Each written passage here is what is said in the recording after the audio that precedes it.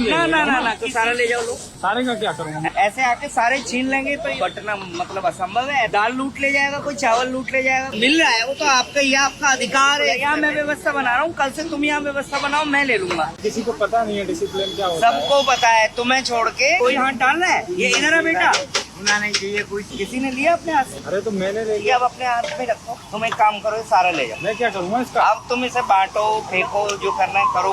अरे मुझे थोड़ा ही चाहिए था। एक शिक्षा है तुम्हारे लिए। अब हमें काम करने दो अपना।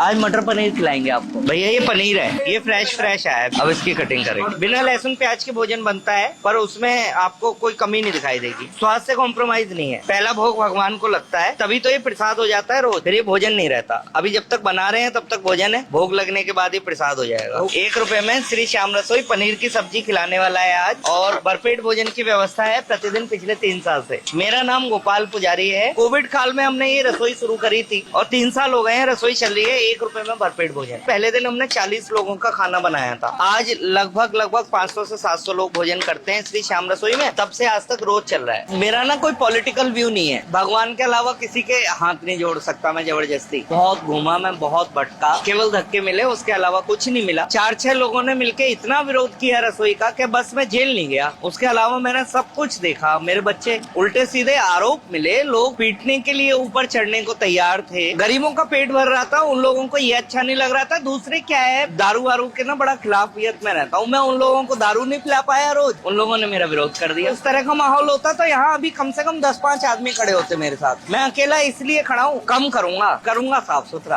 पैसे तो तब खिलाऊंगा जब पैसा आएगा। जहाँ से राशन आता है, कल ही रात में उन्होंने मुझे बताया कि पंडित जी 1,30,000 रुपए का उधार हो गया है। तो रात भर सोचता रहा मैं कैसे चुकाऊंगा। मैं हफ्ते में 1 दिन स्लम्स में चले गए, बच्चों को फ्रूटी बांट दी, उसकी फोटो डाल दी कि हम बच्चों की एजुकेशन के लिए काम कर रहे हैं। साल भर स्कूल में नहीं पढ़ पा रहा है, उसे एक हफ्ते में आप IAS तो नहीं बना पाई। वही बच्चा आज एक दिन आपसे फ्रूटी पीता है, 10-10, 20-20 रुपए लेता है, फिर बाद में फ्लूट पीता है। दिखावे का काम अलग होता है। जो लोग दिखावा कर रहे हैं उनको मिलता भी ज्यादा है। आप आके देख सकते हैं, मेरा छोटा सा घर है, 10 बाई 10 का कमरा है, बस भरपेट भोजन कर रहा है प्रतिदिन। इसका जवाब या तो वो सिद्ध दे सकता है या भगवान जी दे सकते हैं। बाकी क्या है, दूर से देखने में बड़ा अच्छा लगता है। आज आप यहाँ खड़े हैं, 3 दिन आके गर्मी में रोटी बना के देखो, नानी दादी आ जाएगी। आप लोगों को ही कह रहा हूँ मैं। कहना बड़ा आसान है, रबड़ की जुबान है ये। जैसी चाय वैसी मोड़ दो, बुरा उसे लगेगा जो जोड़ रहा है। ये सब्जी आ गई है, ये चावल आ गए हैं, ये रोटी आ गई है। तो श्याम प्यारे की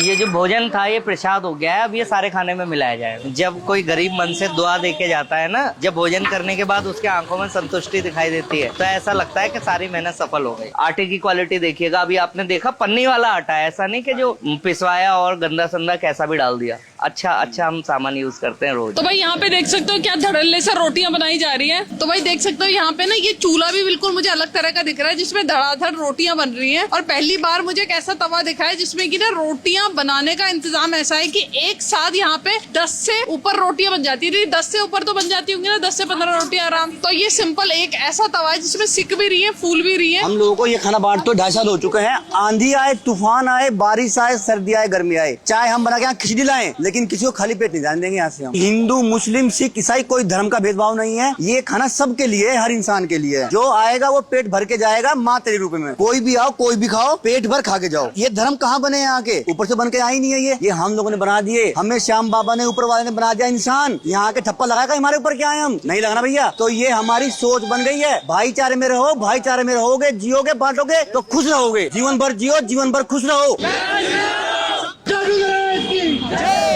डोनेशन तो आज भी नहीं मांगते हम लोग किसी से। अभी कभी आपने किसी रील में नहीं सुना होगा, किसी चीज में नहीं सुना होगा कि हमने किसी से पैसे मांगे हो। हमेशा राशन मांगा है। तो ऊंचा चढ़ा किसी को कोई देख ही नहीं पाया। और ऊंचा कैसे? पैसे से नहीं, सम्मान से। डीएम ऑफिस जब हम गए थे तो ऐसे धक्के दे के बाहर निकाले गए थे हम लोग। वो समय वो भूल ही नहीं सकती कभी। रसोई चालू करने के लिए भी आपको गिड़गिड़ाना पड़ता था। रसोई चालू करने के लिए भी गिड़गिड़ाना पड़ता था। कहीं ना कहीं आप इतना इस रसोई को अपना मान के बैठे हो। बहुत संघर्ष किया दीदी हमने। थोड़ी सहायता हमारी रसोई की कर दे, कुछ व्यवस्था ऐसी हो जाए, छत मिल जाए। अब ये लोग धूप में खाना खा रहे थे, देखा ना आपने। ज्यादा ना समय दे हमें, इतना समय दे कि हमारी रसोई को प्रोग्रेस दिलवा दे। लड़के हो लड़कियां हो कोई भी हो, ऐसी हो कि जो हमारी रसोई को जुड़ के ना ये ना कह दे कि हमें ये चाहिए। कुछ दे नहीं सकते, पैसे नहीं चाहिए, हमें साथ चाहिए। इससे हमें राशन तो मिलेगा और ये चलती रहेगी। ये जो कलंक माथे पे लगा देते हैं कि अपने घर भर रहे हैं, ये सुन के बुरा नहीं लगता? बहुत बुरा लगता है दीदी, लेकिन हिम्मत बना के रखते हैं, रोते हैं, कोई बात नहीं, भगवान जी के लिए कर रहे हैं हम। ये अच्छे काम का फल कहीं ना कहीं मिलेगा। क्या पता हमारे बच्चे अच्छे हो जाए। जिस तरह का आप काम कर रहे हो मैं आपको सपोर्ट करती हूँ और मैं ये चाहूंगी कि आपका काम जो आपकी रसोई है वो बहुत आगे तक जाए। Thank you so much. तो भाई जितने भी लोग देख रहे हो ना, सबको श्री श्याम रसोई को सपोर्ट करना है। जो रसोई से जुड़ना चाहते हैं, सहयोग करना चाहते हैं, वो मुझे कॉल कर सकते हैं 9891321712 पर। और हमारी रसोई चलती है श्याम पार्क मेट्रो स्टेशन के नीचे, साहिबाबाद, गाजियाबाद।